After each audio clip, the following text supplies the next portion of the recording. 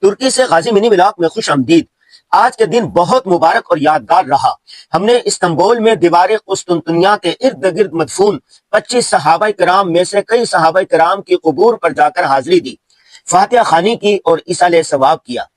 حضرت ابو ایوب انصاری رضی اللہ تعالی عنہ مسجد میں نماز پڑھی، ذکر و اذکار کی مجلس میں شرکت کی۔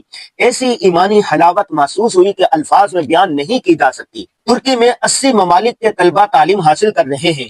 UDEF کے نام سے ان طلبہ کی تنظیم ہے جو طلبہ کے مسائل کو حل کرتی ہے۔ ان کے آفس جا کر بہت کچھ سیکھنے کو ملا۔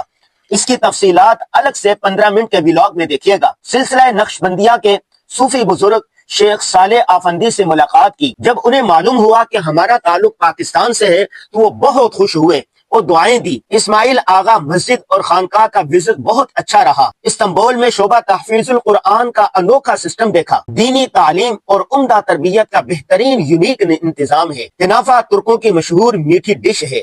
ایک دوست یہ کھلانے کے لیے لے آئے۔